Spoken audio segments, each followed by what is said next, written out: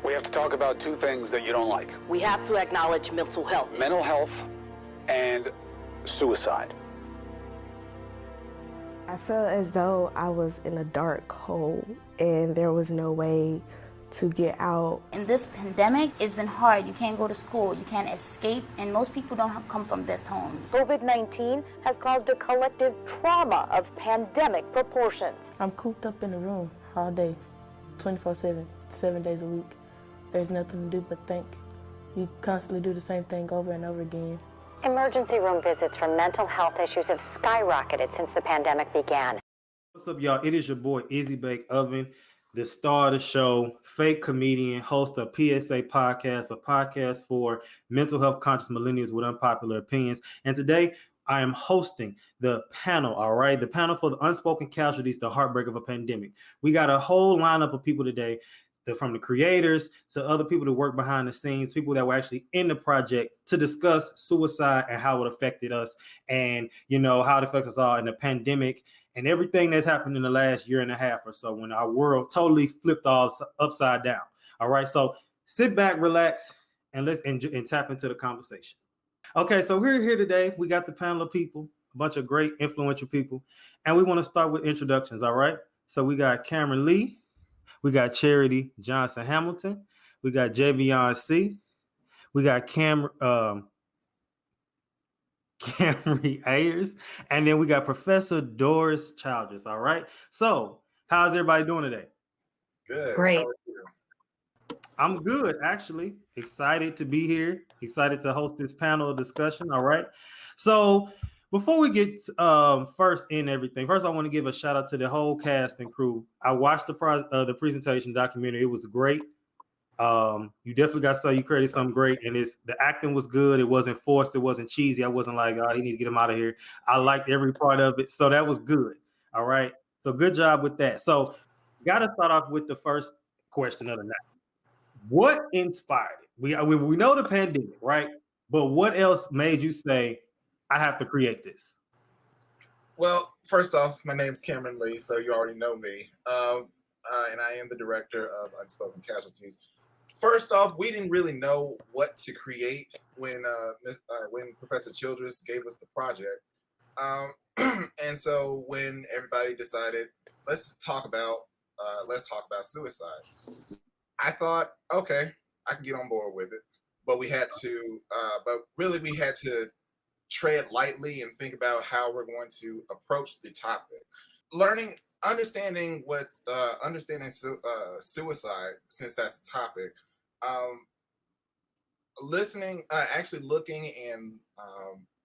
Looking and doing a little bit of research on it.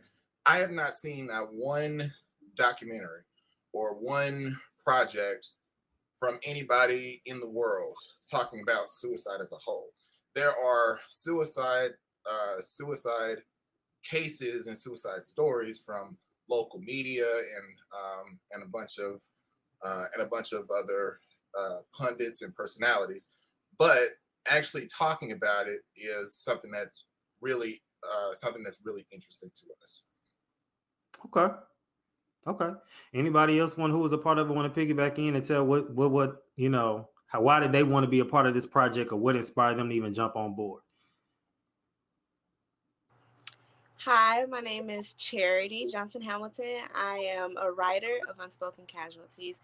And to add on to what Cameron has said, of course, we wanted to discuss suicide, but I also wanted to get on board with it because I also wanted to share my story about what I was enduring during the pandemic and how bad it was and how people should be aware of it, and that there are different types of scenarios and situations and circumstances that can happen during a pandemic that can lead to mental trauma, emotional trauma, and it's just something that just needed to be out there. Okay. So let me, Professor. Yes. What I wanted to say was, I just wanted to jump in there. When the team decided to do this project, one of the things I loved about working with this group was that they wanted to give the human face to the issue. They didn't want it to come across as a PSA. So what they did was they did a lot of work on the front end of the project. They didn't wait till the end to figure out a story. They let their stories unfold, and they painted a real picture. So there was a lot of dialogue before they even started shooting. How would this look? How would we get these people to open up? How do we get them to entrust their stories to us? So they did a lot of work on the front end, and it was that dialogue that made this project really successful. Okay. All right. So, Cameron, now, so what made you want to be a part of this project? Really, because really the main reason is because this is actually my first ever documentary that I've actually directed on my own. I've been a part of several other documentaries, including some about theater arts and other type of different different topics. But this one I thought was the perfect one for me to even be a part of, because I thought, one, this is a good topic. Two, I have a great team to work with. And three, because the information that we came across, and being able to use our heads and collaborate and come up with something creative, I thought that was the best part of it. Okay. So let me ask Miss Ayers. All right. So when you got the word about this project, what made you say I have to be a part of this? So Cameron is actually my mentor, and I found him, and he was like, "Hey, I know you haven't experienced too much in your field, because I'm only a sophomore in college, and at the time I was only a freshman." And he was like, "Hey, I want to put you onto this." When he told me what the topic was and like the production of it all, I was very interested. One, because COVID affected everybody, everybody in the whole world. And even going back and researching like the actual stats, it was hard to find those real numbers. It was hard to find like the actual credibility, because no one really talks about suicide in the way that we wanted to. So I was just really happy and excited to be able to work and really put something towards the cause and have a real message in behind what I was doing. Okay. Good. Okay, so now Javion, the man of the hour, as far as the actor, how both of y'all did very well, as I said earlier. So let me ask you first: how has suicide affected you personally? Well, me personally, I won't say that I have ever particularly myself been on the verge of that, but I have dealt with things such as depression, mental illness, and and as far as the project went, I'm a friend of Cameron Ayers. So, and when she told me about the project and that they were looking for someone to kind of embody their script, and then I met Cameron, and it all went from there. So just being able to be a part of this project that had such a strong premise and strong base that really would reflect a lot for people that are going through this during COVID, because as the name implies, these are unspoken casualties. Mm-hmm. These are something that a lot of people may not want to talk about, but it's something that's super important. And just being able to have the opportunity to be the face of that was great. Definitely. And like I said, it was a great project, y'all. Like I watched it and I was just like, sometimes you got to watch stuff in bits and pieces. But for me, I watched the whole thing all the way through. So I'm only interested to see, as far as down the line, when you keep creating stuff, how it's going to look. Because, you only get better as you keep doing stuff. So now, Ms. Hamilton, now you made the comment that you wanted to tell your story. Now, as someone, and I'm being transparent here, I have had one of my closest friends actually committed suicide actually a few weeks ago. And as someone who used to struggle with suicidal thoughts, what made you comfortable with not only using this, being a part of this project, being a writer for it, but feeling comfortable to share your story? Because it can be scary, especially in our community. Yes. So, as you said, it was really scary. At first, what made me more comfortable about it is that I discussed it more with Cameron, because Cameron knew all about what was going on and everything, and he thought it would, add on to the documentary, to the project that we were doing. And I thought about it and I was like, I believe that people should know like possible scenarios that can happen during the pandemic. And at first, I was a little shy because I already knew I'm very emotional. I was going to cry, and that's exactly what happened in the documentary. It wasn't like, I don't even know how to explain it, but it wasn't just the fact that I wasn't uncomfortable. I put myself in a position to be comfortable with discussing it because it was something that I needed to let go because personally I struggle with depression. I still struggle with depression, but the suicidal thoughts and everything, they have long gone away. And after doing this documentary, it helped me open up a lot more about what was going on with me and everything. And it helped other people see that there's a lot that can happen potentially during the pandemic, not necessarily with relationships or anything like that, but with other things. And especially in the Black community, this is something that needs to be more aware of because it's hard discussing it with Black families and other Black people because a lot of them do not understand the struggle that comes with depression and suicide because a lot of Black families don't want to believe that. So I felt as though that adding on to the documentary with my story was going to help Black families open up a lot more, the Black community and everyone. Okay, good. And that's the thing I tell people all the time. Like, I'm a strong believer God gives us allows us to go through things so that we can help save other people. So yeah, we might have went through it and it was a struggle. And again, kudos to you for being a part of this and telling your story. And and similar to me, like the suicidal thoughts are long gone. So for those that haven't watched it, that's watching this, please go watch it because those thoughts can go away. That's not something you have to live with. So that's good. So now I will actually have a question for the professor. Now, when it comes to the pandemic and everything that happened, now, how did you feel when you first saw the news? Well, let me ask this. Did you keep up with the news kind of like when it first happened? Did you find yourself watching the news every day, like keeping updates to what's happening, how many cases going on? And then I want you to tell me in hindsight, unless you still do it, how did the news affect your mental health? Oh, I watched every single day, every network, everything. And what affected me was I found myself getting frantic, kind of what is it, the COPD, the compulsive disorder where you're getting into these routines where did I wash my hands? Did I do this? And it kind of grated on me in that way. So when the team came to me and we were thinking about concepts, and this is the one they wanted to do, they wanted to do something about COVID. They wanted to do something along the lines of suicide. It all came together brilliantly because that was the one thing that people weren't paying attention to. We were all looking at contracting the virus and then I'm going to die, not realizing that the isolation alone was almost a progression to death for some people or the possibility of death.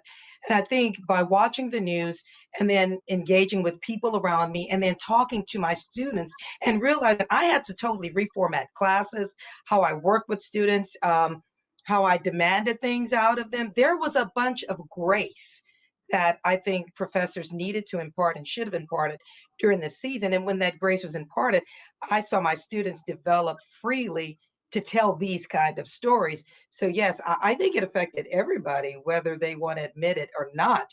I think, like Charity said, within our community, African American community, we want to still think of it as a stigma. But yes, there were some dark places for everyone, if you want to be honest. But this project creates a safe space for people to let it resonate with them and then possibly make that step towards help. Mm-hmm. Definitely. And as a teacher, and that's excellent because as a teacher myself, it was definitely a lot of grace. And I was teaching 6th grade at the time. So it was just kind of like, look, y'all, just show up because it's a lot going on. And the crazy thing is, and we talk about, even with us, when we had our trainings and things for preparing for online and virtual, learning, they would tell us about, give the kids grace, because a lot of these kids are stuck in houses, and not all of them, but with abusive parents, or, a lot of my kids were the parents in their household, because a lot of times their parents worked overnight. So they was the ones cooking for their little brothers and sisters. And to now have a 11 and 12-year-old, some 13-year-olds who are now forced to cook and clean and get online and keep up, like that's hard for that was stress. That was stress for everybody. And I think in the education system, we didn't realize that, or a lot of systems didn't realize it, that it was more than that, work, that paperwork that was needed. This was a time to be a true teacher, a teacher that cares, a teacher who can look at that whole child. I can educate you on math and reading and writing, but how am I addressing the whole student, his mind, his spirit, his soul? And that period allowed, if you opened yourself up as an educator, to see students more than just a seat in the room. These are human people that we're working with and we're trying to develop. And if you're not in it to develop them wholly, you need to step out of the arena. Absolutely. And that's exactly, I believe the same thing. Absolutely. So now let's talk about, and just by a show of hands. So let's do it like this. Raise your hand if during the pandemic you were by yourself most of the time. Okay. So I'm gonna start with you, Miss Ayer. So you have your hand down. So did you have a house full of people, or was it like, just you and somebody else? Who was around you during the pandemic? Well, because of the pandemic, I actually had to move back to Florida. So I was with my family. I had my little sister, my stepmom, my dad, and my little brother with me the whole time. Okay.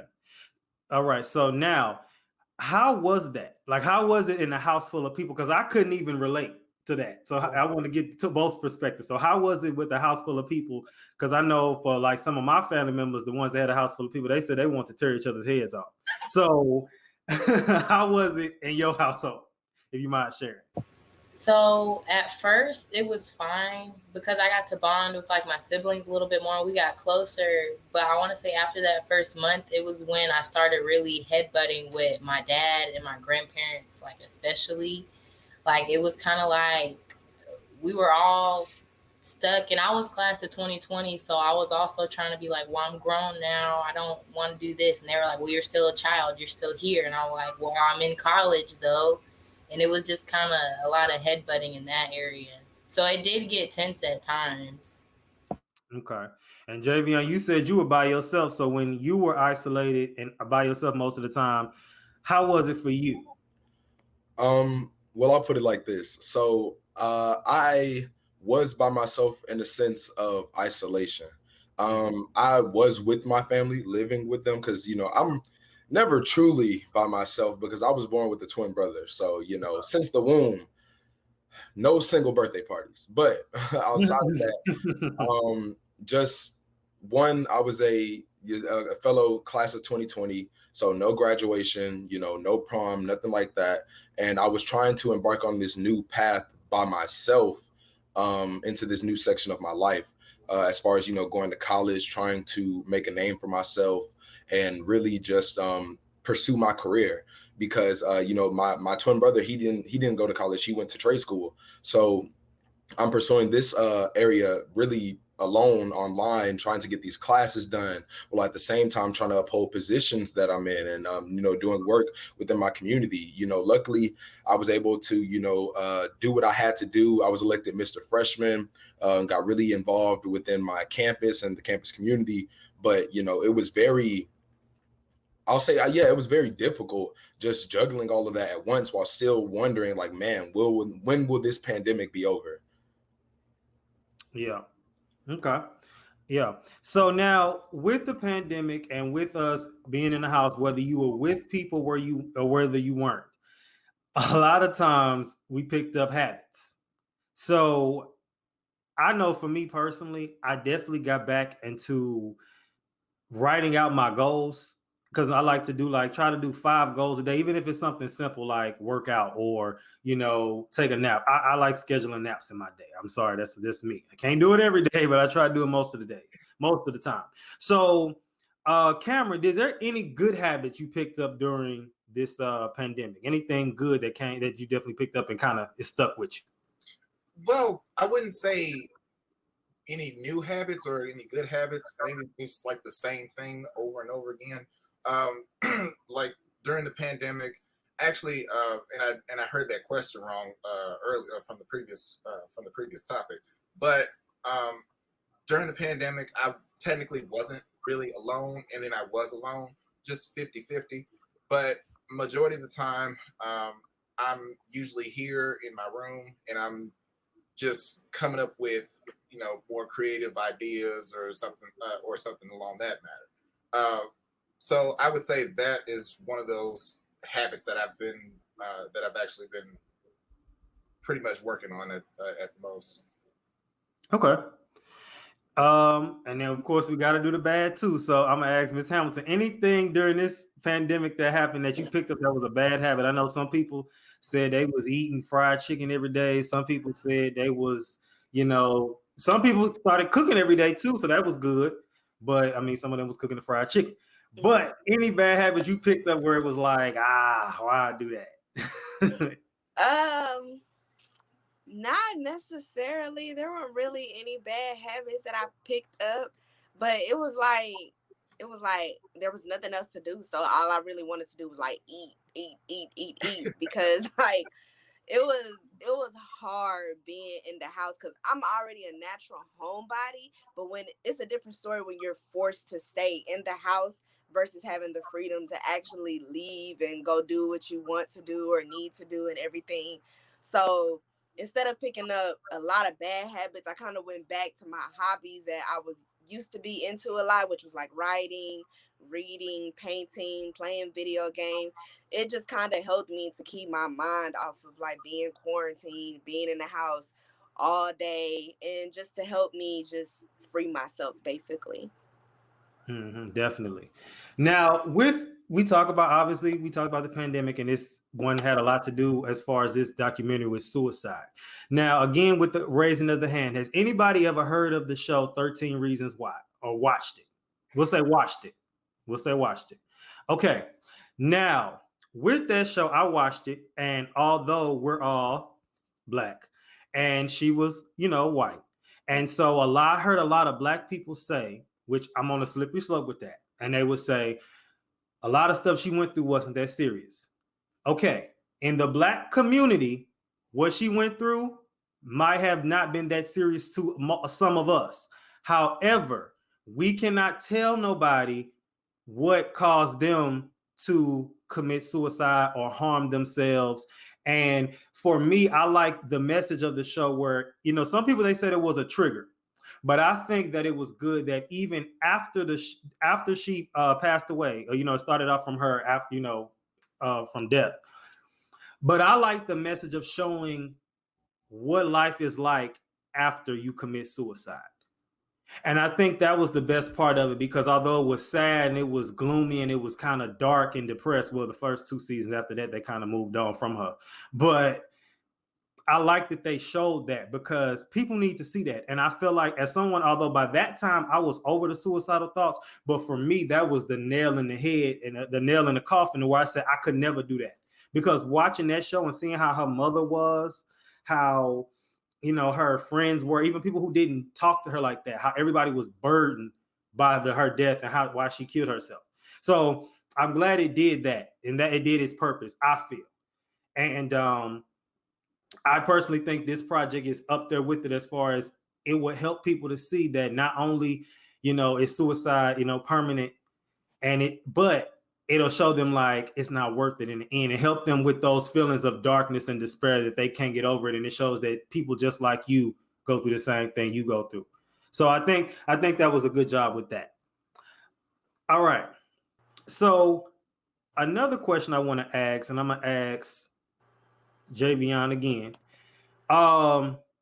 With coping mechanisms and anything, because like you said, you were a twin. So dealing with there's a lot of isolation. You wasn't truly alone, but you were to an extent.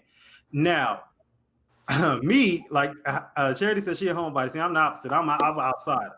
Mm-hmm. So when the pandemic, at least in Texas or wherever, started to lift, as far as especially here, we were one of the first states to kind of lift that ban.